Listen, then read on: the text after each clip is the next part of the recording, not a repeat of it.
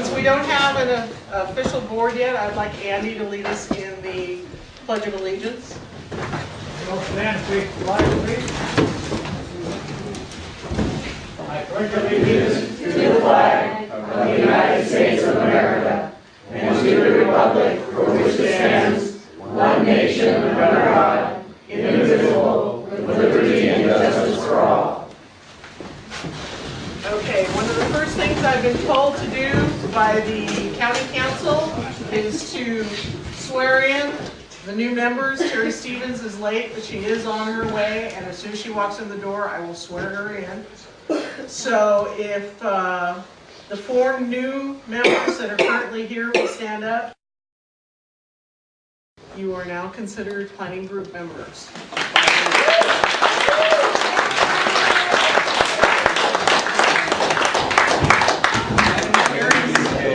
When Terry Stevens comes in, I will do the same for her. First thing I would like to do is thank Gordon Hammers, Phil Fowler, Janet Wright, Mary and Jerry Johnson, Eric Berger, Emil Susu, Mike Rubakava for the job they did for this community for as long as they were planning group members and for as long as they have been residents in San Diego and California.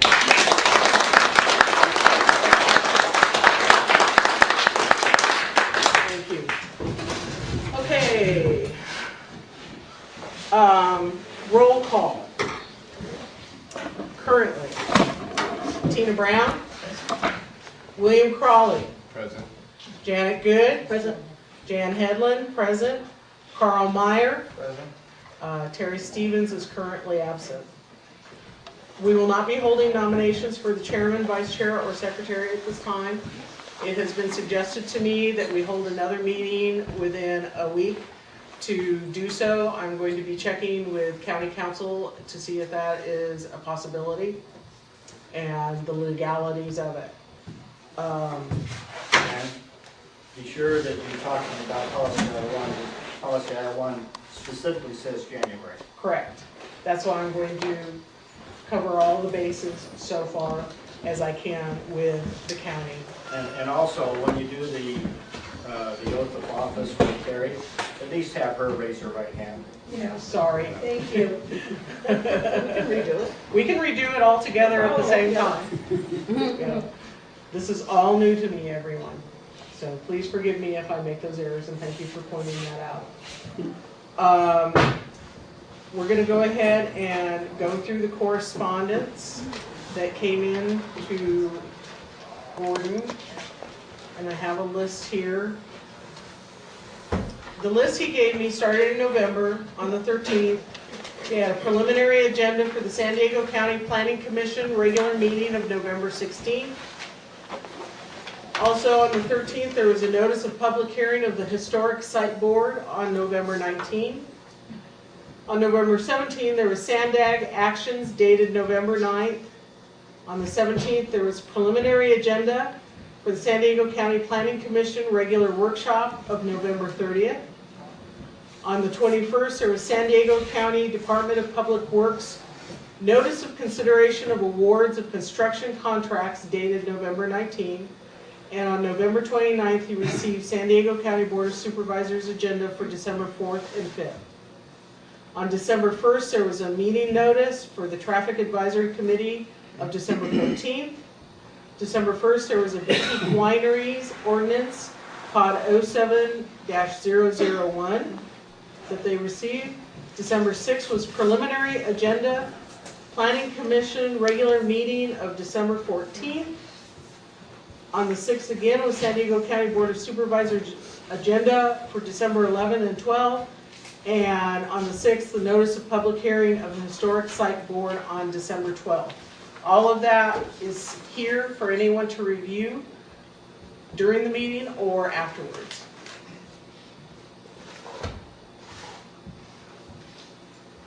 Okay, what is normally done is opportunity for the public to address the board on any subject within its purview that is not on the agenda, and then I'd like to discuss some housekeeping items after that. Does anyone have anything they would like to say? Fran. Would you please say your name? My name is Fran Matera, a Potrero resident.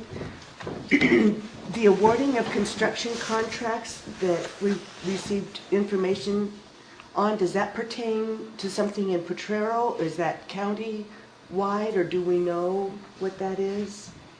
When you say the awarding of contracts, It was in a- terms of the flyers? Oh, I wasn't sure what it was pertaining to. When you read the That list. box. Oh, Jan? You're- Jan, would you like me to address that? Would you please? The County of San Diego puts out a countywide list of contracts being awarded. This is the Department of Public Works for street paving, things of that type. I did go over it, and I did not see anything for Potrero. Okay. Thank you. Yes, thank you. Is there anything else anybody would like to say? Hi, State your name, please. Jeanette Hartman. Thank you. I chair the Land Use Committee of the Sierra Club. And are we allowed to make comments tonight during the meeting? I don't see why not. Only on the agenda item. On the agenda items? Yes. Well, you're in public forum. If there's something not on the agenda, you can entertain it now. Okay. Well, I had comments about the Blackwater proposal. Is that on the agenda? No, it is not. Oh, okay. All right, so I guess this is the time to make a brief comment. And we are opposed to the Blackwater West project. We believe that the impacts from that project are not mitigable. And I hope that we're wrong, but we believe that the water supply of Potrero is likely to be contaminated if this project is built.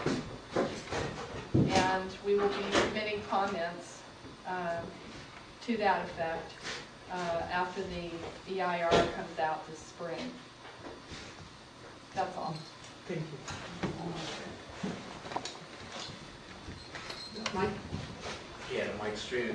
I think that we don't need to talk a whole lot about Blackwater. It's already shown that 70% of Potrero doesn't want it, so we don't need any site input. It already shows who wants what, so there's not really a reason to keep over-hashing about Blackwater or whatever. I mean, it's already been shown with the recall and everything else that's going on. It's not really necessary, in my thought. Okay. Anybody else? Gordon? I would just like to point out to everybody that if you're going to give public comment to DPLU, and I'm talking about the board and the community through the board, you want to be credible. If you do not have credible information, all you're doing is wasting your time, because there's no box on the checklist that they go through that's entitled emotion. So you have to have facts, or you become irrelevant. Okay, thank you. Anybody else? Yeah, I'd like to comment on that. You're referring to the EIR that would be coming up? No, I'm referring to anything to do with Blackwater. That would be the only EIR that would be coming up, would be the draft now, and then it would be coming out. But on that, the EIR would be coming out. They have certain subjects to discuss, and it's all subject to the consultant's expertise in that matter, and that's subject to debate. That's why they have a draft and open up the vote. Well, certainly, you can have differences of professional opinion, but you have to have specifics that you deal with. Otherwise, it's considered emotion, and no one's going to listen to your emotion.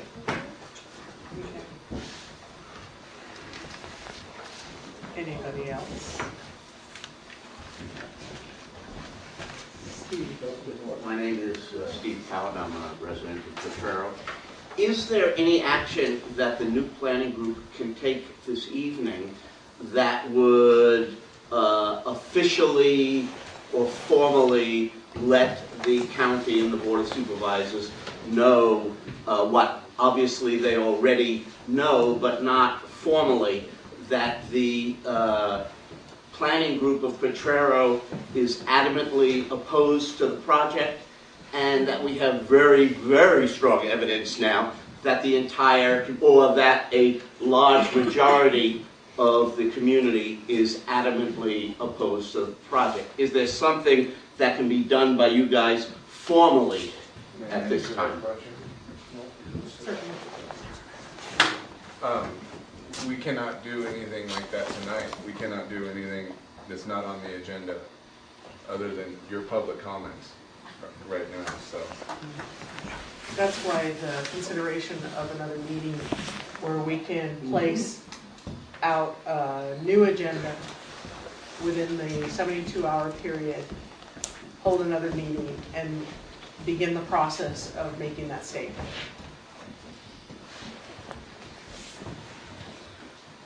Can you, in this discussion period, discuss what kind of statement that would be, or is there some kind of official or quasi-official way of doing it that you guys already know about that you can share with us? It has to be on the agenda to fully discuss it to the extent that you would like to. But it will be on the agenda. It will be on the next agenda. Yeah, that you can do. Yeah. And we're gonna discuss it, we're gonna go by the main review's findings, and we can discuss them if they meet the community goals, the community character. We're gonna see if they, consistent with our community, and if they don't, well, then we're gonna fairly judge it by the evidence that we have on our community general plan and our community character and our general plan, and if it doesn't meet them, or if it might meet some, well then it might meet some of those findings. But if it doesn't meet one, then we're gonna so state. And it only needs to meet it only means to meet one or not meet one so that they'll be approved by the county or the planning commission. So we will be placing that on the next agenda. Emil. Yes, Emil Susu. Carol, you mentioned community character. Yes. What are we going to do about that? Well, the county's already discussed that in 2001. I have a preliminary draft of that. I know Mr. Lopez was here. We have a community members here. Back in 2001, I have a draft of that. I think that was probably incorporated in the county general plan of our 2020. If that's ever gets approved, but I know if we have a working draft and I have it at the house, and I'd be welcome to bring it. But you understand what community character means? Yes, I do. The structures that they're building got to succeed the structures in the community. Okay? That's community character. But what they build can be better than what we have. Okay? So you got to think about what you say, Carol, because if you're saying community character, that's a big old shovel full of manure or chicken dropping. You know what I'm saying? And so when you use community character, you got to see what they're giving and what you have. That's just something I'm putting on the table. It's not. Thank you. Excuse me, my name is Michael Whalen. I thought we weren't going to discuss that because it's not on the agenda. I hate to interrupt, but let's kind of get back to the form, please. Thank you, Michael. You had wanted to say something about that? No, that's fine. My question was answered. Okay. Is there anybody else with any questions or comments to make in this current time frame? Gordon. I think this board should take another look at community character because it was never was adopted. By the way, Terry just came in. And the big problem that you face with community character is that what community character are you looking at? Twin Lakes Park? Yes. Carl's Pumpkin Patch, Jan Wright's Ranch. You have to have a description that encompasses all of that. that is one of the things. And the draft does not have that, correctly. Yes, it is. Barbara Chamberlain. Could that be on a future agenda? Yes. Community character? I think Gordon's got a really good point there. And I believe we have what you and Jerry had initially written up. I have a copy of that somewhere that you had originally drafted, which will help us define community character today. Since Terry has come in the door, and she's one of the new members. Yay! And since I did it wrong the first time, I didn't, as Gordon pointed out, I did not ask everyone to raise their right hand. So let's all do this correctly again.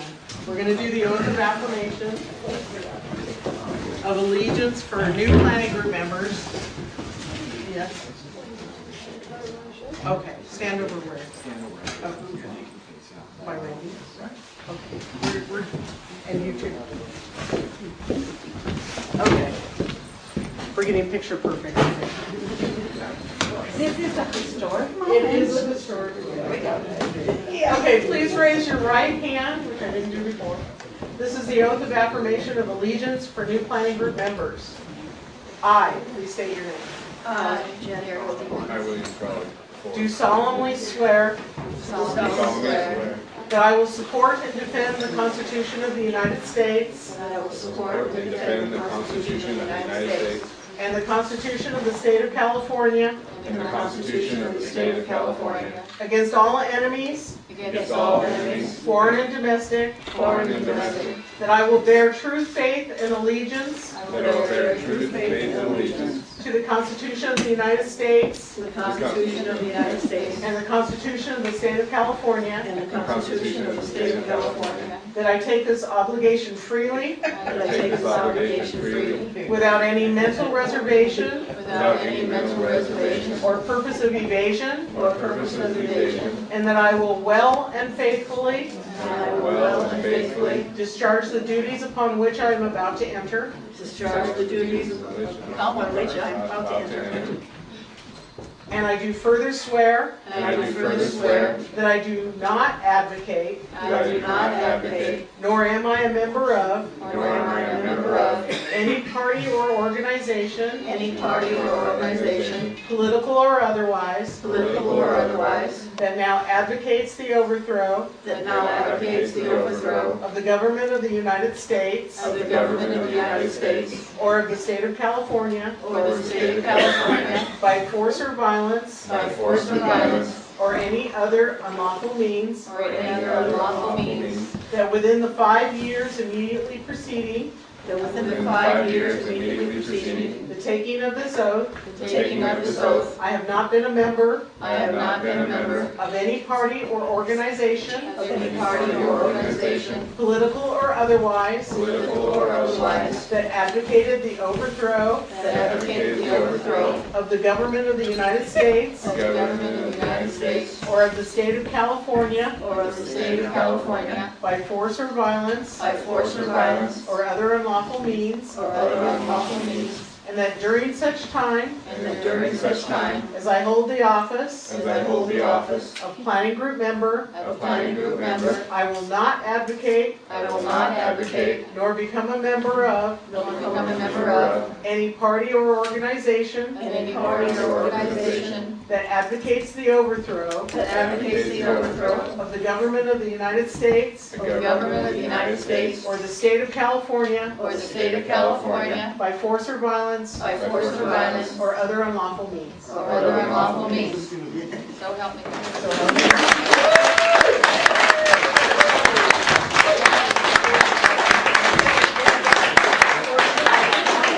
This is William Lucas Crawley. This is Tina Brown McCooney, or Tina McCooney Brown.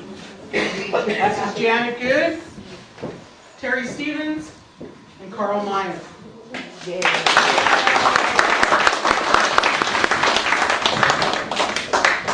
Okay, was there any other address to the board on any subject that isn't on the purview? Yes, Mike. I don't know if this suggestion has ever been made, but can we turn off the cell phone? Yes, please. that seems to be very disruptive. And I hate to be a pain in the butt. Doesn't make a whole lot of sense. Put them on silent mode or vibrate. Okay, anybody else? Anything else? Yeah, I would suggest maybe the next meeting we would arrange the table so We will. that maybe Yes. all. Yeah. So the next meeting, we're gonna do a little different on the way this is formulated. So seating is on. Anybody else before we start some housekeeping? Okay. What I'm going to do right now for the board members is I'm just gonna give them the Potrero Planning Group standing rules that were established prior. And there's been discussion about, possibly on the next agenda, going over and reviewing them and seeing if we require any changes. We were going to do that once before, and that was not accomplished because of other issues. Okay.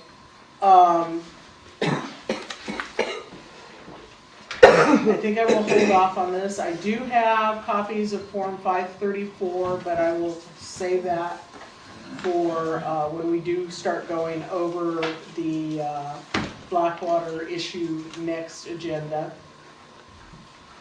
And I believe, along with the standing rules, there was also a form for reimbursement from the county for various things like we're going to get a PO box for the planning group. Okay, so Janet is going to take care of that, and once we get that, we'll let everyone know what it is. We're also discussing establishing a Potrero Planning Group website, and we're trying to find somebody that will create the website for us so that we can have the minutes on it and an open forum for people to make suggestions for agenda items. So that'll be, for people that can't make the meetings, at least they will be able to see what happened in the meeting as quickly as we can get it out. We don't have any minutes from the last meeting because I believe they were burned up in the fire. So that isn't an agenda item. I believe, let me make sure on my minutes, wherever they disappeared to. Also, the DPLU is discussing initiating a class for the new members so they can bring them up to speed on the Brown Act and Policy I-1 and other issues. And Gordon was kind enough to donate his last community planning and sponsor group training manual for whoever wants to start reading it now, and I can bring mine in as well at the next meeting. Also, if any of the board members have the computer, you need to pull up the Brown Act and Policy I-1, print them out and have them available and start looking them over. So, because I'm sure we're going to be under intense scrutiny to do things correctly, as we should. So it would be a good idea to have our copies available. Brown Act, and what's the other one? Policy I-1.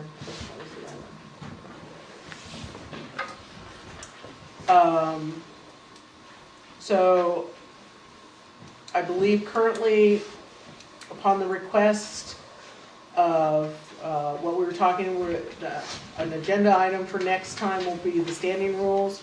We will initiate discussion on the Blackwater issue, and those are the two items I can think of right now. So I would like to go. Before I go, is there any final comments? Yes, is the Brown Act a state document and Policy I-1 a county document? Correct. Okay, just want to make sure. Gordon? Also policy I-1A. I-1A, so policy I-1A. And also Robert's Rules of Order. Yes. Thank you.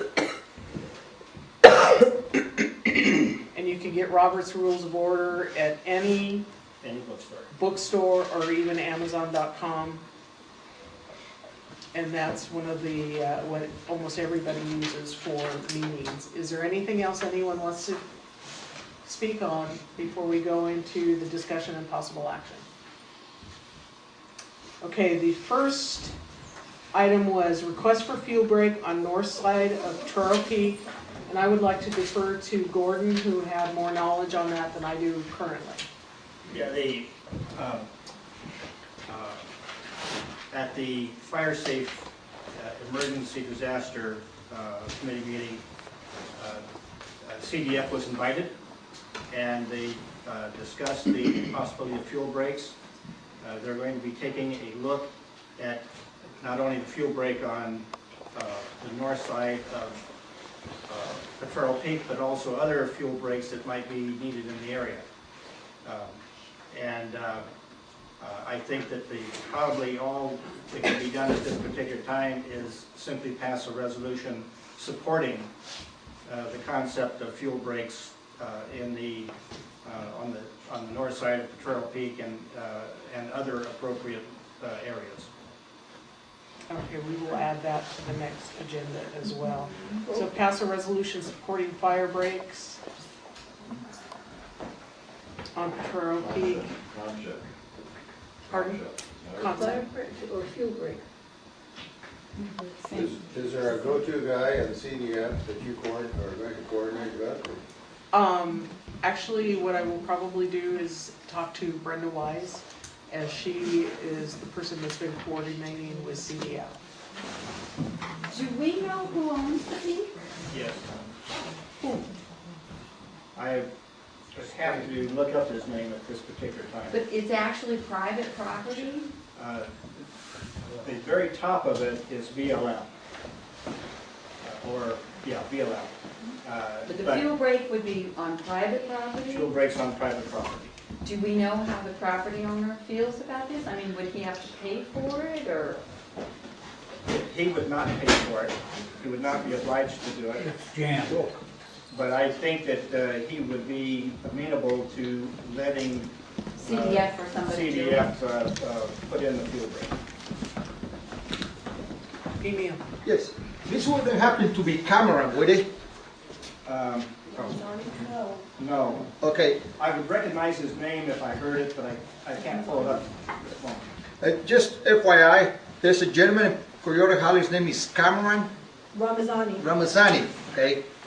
He's only looking after himself, okay? He has a property up there, and what he wants to do is put in a fire break so he can split his lot in half, which is illegal, okay? Because he already tried to put a second well in his property. So if it has anything to do with this gentleman, you people should be very careful about how you deal with this individual. Well, the original person that discussed a fire break was Frank Ortmeyer. He was the gentleman that asked me about it and then brought it to the attention of Yes, at the Brenda same Wise. time, Cameron was sending a petition for people moving that issue Okay, regarding this fire break on his property so he can cut it in half, okay, okay? all right, thank you. And I see where we can continue this agenda item till next month, but I need a lot more information instead of just hearsay. I need on paper. I want to know what's the parcel numbers they're talking about, how many parcel numbers, and what are they, and where are they, and who owns that property, and who's going to do the fire break, Okay, and Why? Barbara Chamber. Why could you split a parcel if you have a fire break on You it? can't. Why would that make any difference? It doesn't. well, Oh, okay. it All does. right, thank you. It does if you're clearing out, you're gonna split the property and they're gonna come up there with a kind of. But I mean, a fire break wouldn't make it okay to split. It wouldn't Yes, make it any would, difference. if they go and clear off some, who knows what's on that property, and it maybe it needs to be protected. If they come up there and clear it all off, then they won't They were find it. talking about just clearing by the dirt road over there. I heard the fire CDF got after possession. He said they would use what's there and hold on. Well, Cameron's Road going up the mountain, Excuse kept me. that fire from going down. please allow me to recognize you first. Sorry. And Dawn has been waving her hand in the back.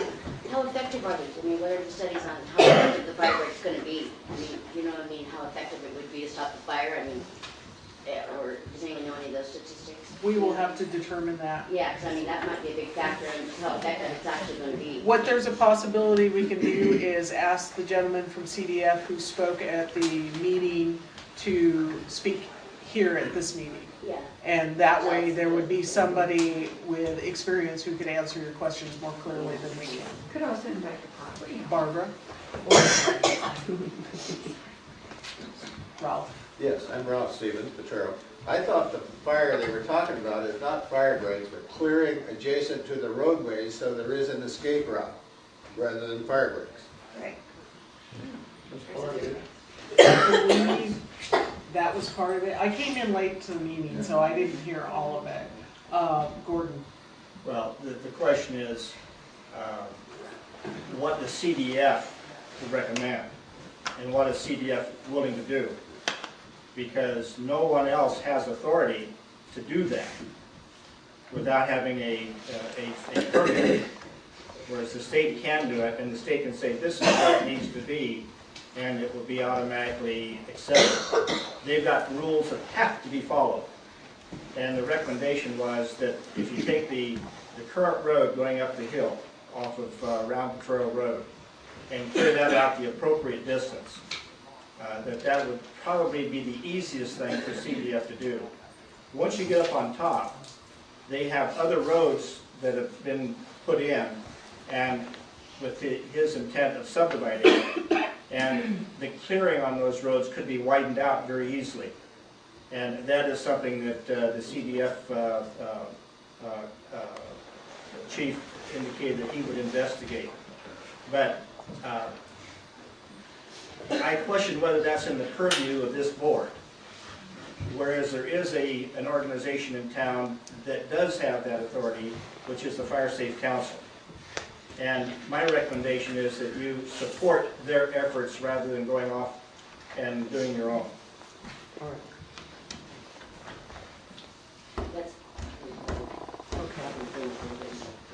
So what we will do for the next agenda is we will establish a resolution to support what the Fire Safe Council is doing. And we will try and initiate having the CDF gentleman come here to speak with everybody so you can ask those questions if you can't make it to the Fire Safe meetings. I don't see a problem with having him here. Is there any other questions on this? Including on the, we're requesting a fuel break for north side of Potrero Peak. Make sure to put in there, just not there, other areas. It should be done all over. And that was brought up at the Fire Safe Council. All right. Item 2 was pod 07001, zoning ordinance to allow boutique wineries as an allowed use committee report. And Janet, could you give us a... I went to the meeting of board of supervisors and several residents got up and spoke for and against, people with the vineyards were for it and people that don't. Had concerns on private roads about the road maintenance agreement, safety issues with children, the alcohol, traffic, the maintenance.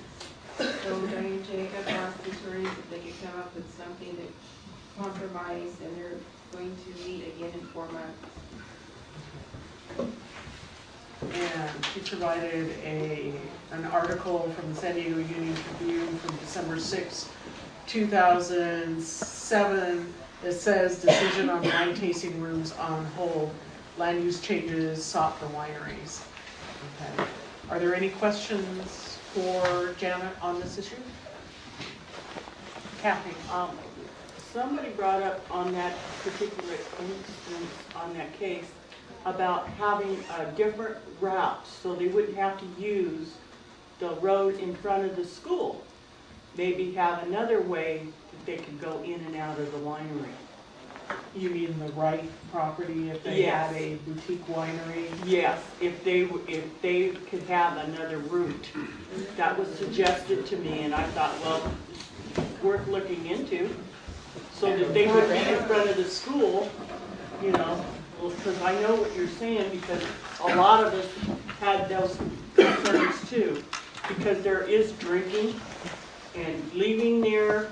I don't know when they're gonna be leaving, but they could be leaving during school hours.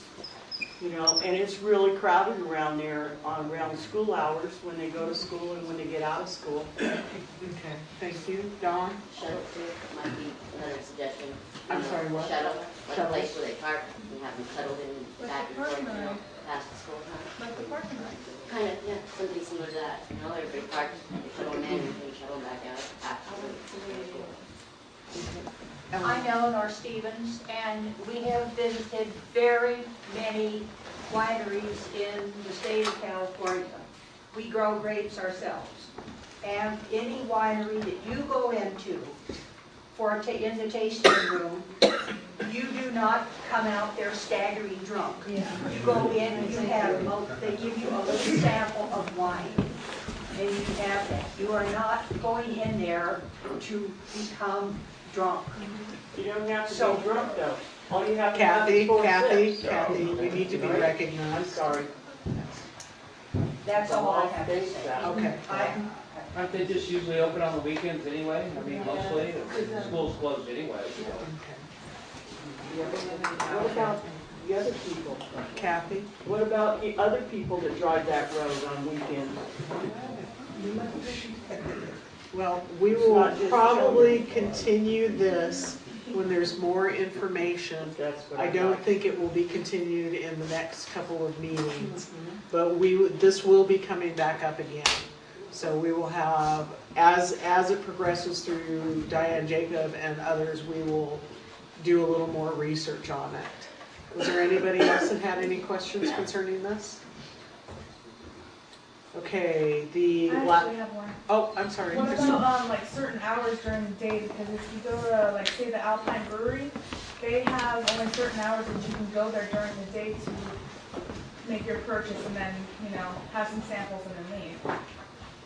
And they close at about, they have a lease agreement, I think they have to be out of the building by 6 o'clock. Okay, so that's going to probably be included in the information we start to attain. Anybody else? Okay, the last item is the election results and protocol for January meeting. Okay, I have here the election certification for Potrero Community Planning Group, and it was dispensed on December 12th by Deborah Seiler. And the total registered voters were 507. Total votes cast were 299, and the total turnout was 59%. They actually considered that quite large for a standalone election. Jerry Johnson's was yes to the recall was 203 votes, no to the recall was 95.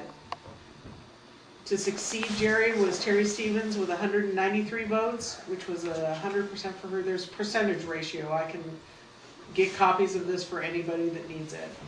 On the recall question for Mary Johnson, yes for the recall was 206 votes, no was 91, and Janet Good received 195.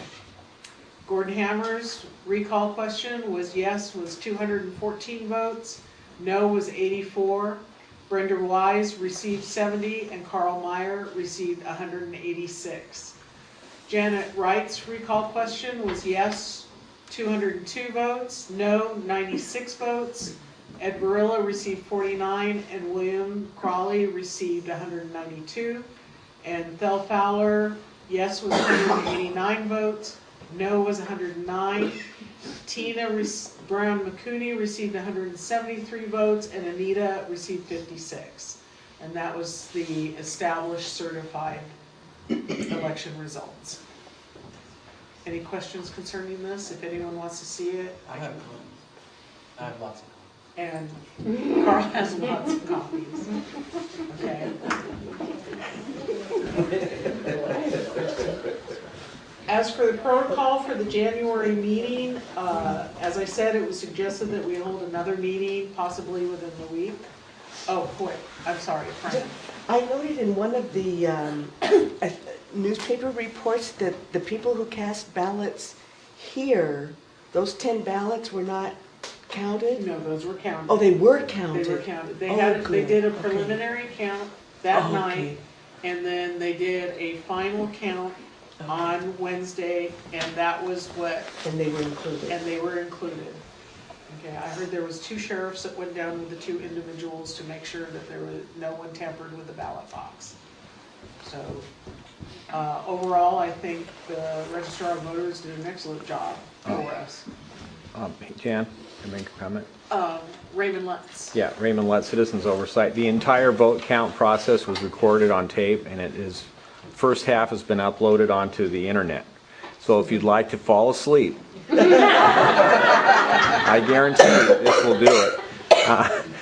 But we wanted to record every single ballot, and as they read it off, just to sort of study how this election process was done with the vote count, and let everyone else see, and be sure, if they wanted to, they could go back and look at each ballot and count it up themselves.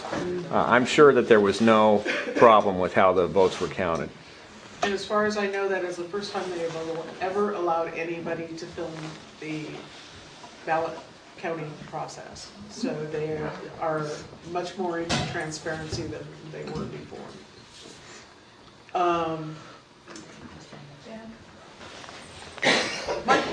My name is Michael Whalen. I'm a Potrero resident. I would personally like to thank the people that took the time and made the effort to cast their ballots. Thank you.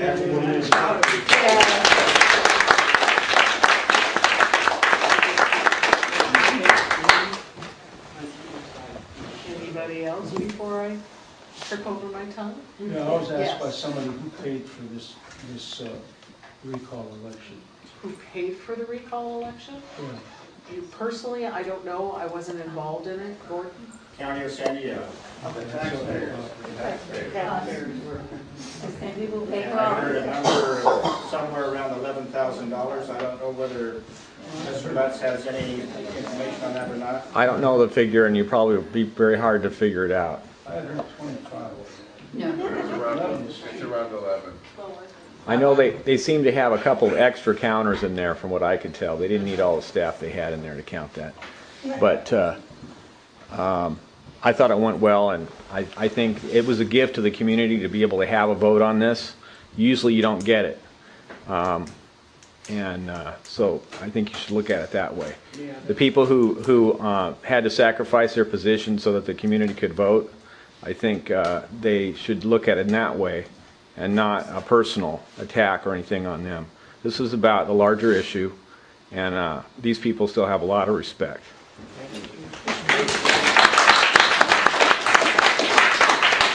Our Constitution is alive and well in the United States. I think it's important to note that this was a precedent-setting election, and there were a lot of rules that were created specifically for this election, and because they were created, they are now precedents. Yes. So, and as an example of that, the fact that you folks are seated here tonight is one of them, because Gray Davis stayed in office until Schwarzenegger took office, took the oath of office at a later date. Correct. And they have now set a precedent that you can take office immediately after the election, so to speak. In the past, the County Board of Supervisors had to accept the election results, that type of thing. The County Council indicated that that was not necessary. So that is another precedent. So they've created a lot of new rules for these types of elections, a lot of precedents, and I think that everybody it's important for you to understand what these special rules mean and the consequences of it. Also, because there was no official documentation from them in terms of stamps, Gordon and the other planning group members were kind enough to step down, even though they were not sure of these new rules. And we actually have to give them a great deal of thanks for that.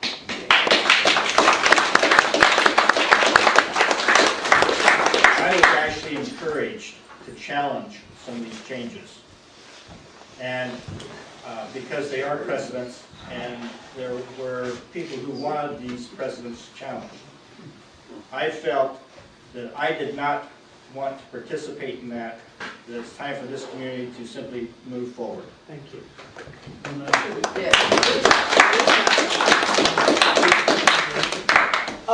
As for, okay, anybody else on this issue? Okay. As I said, there's been discussion of having another meeting rapidly.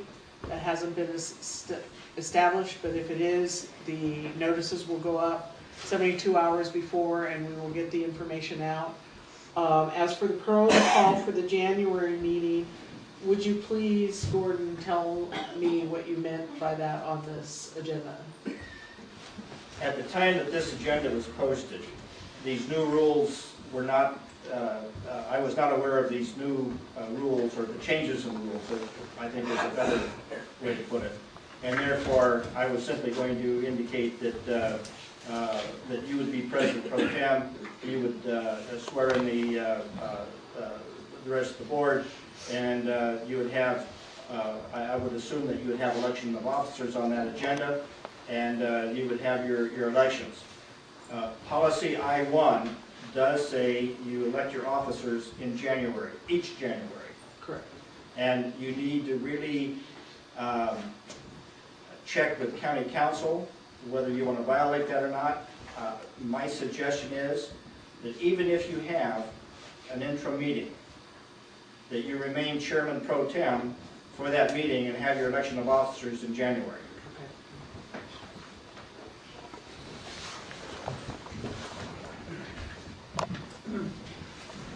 Was there anything else that you felt for protocol for the January meeting that was going to go with this statement?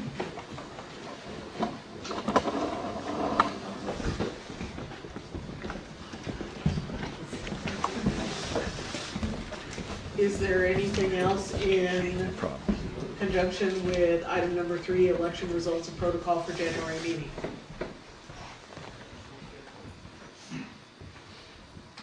Let's have a protocol of getting heat in the room. Yeah.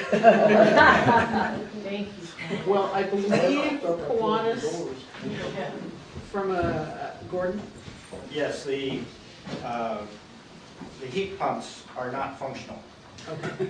They ran out of gas, and it's the old type of gas that is all now illegal in the state of California. And Costs $4,000 to replace each one of them. so it has been discussed that there would be electric heaters purchased for the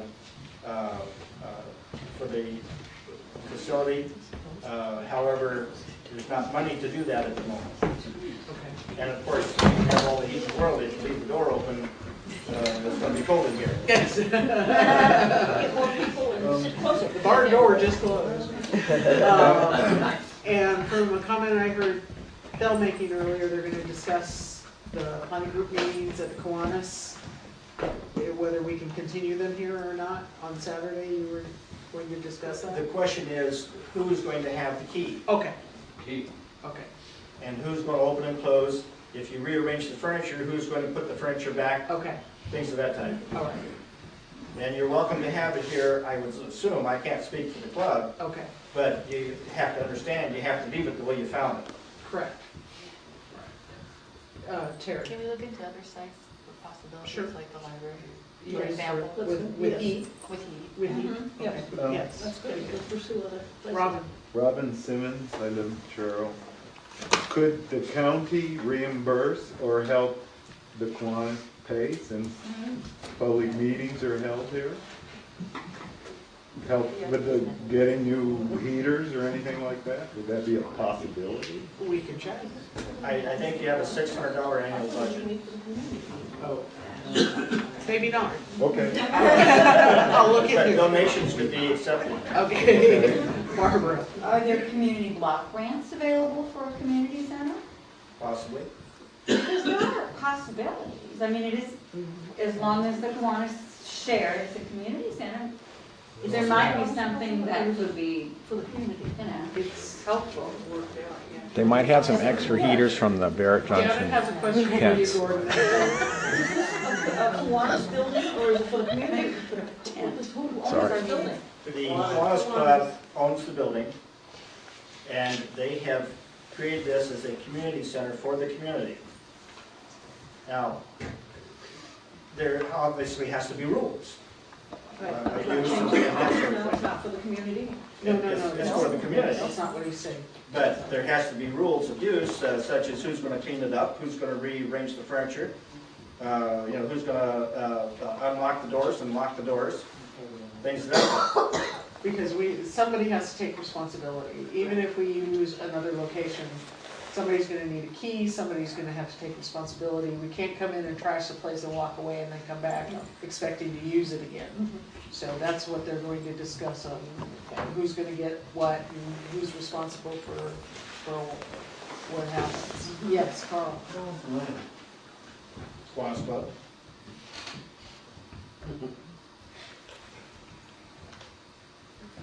It's a 501, C3, 501 C3? D3 Oh, D. All at right. this particular time. What's a D3? Mutual benefit. It's slightly different than a C3. C3. Slight tax differences, but Kiwanis is in the process of making the transition to a 3C. I had heard that originally this was donated by the BLM. No, it was not donated by the BLM. BLM does not donate. Oh, okay. If they did. That's rumor.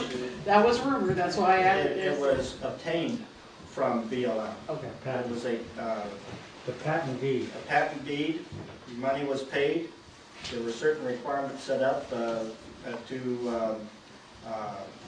qualify, and after a 3-year period, we had met all of the requirements set up by BLM and now have a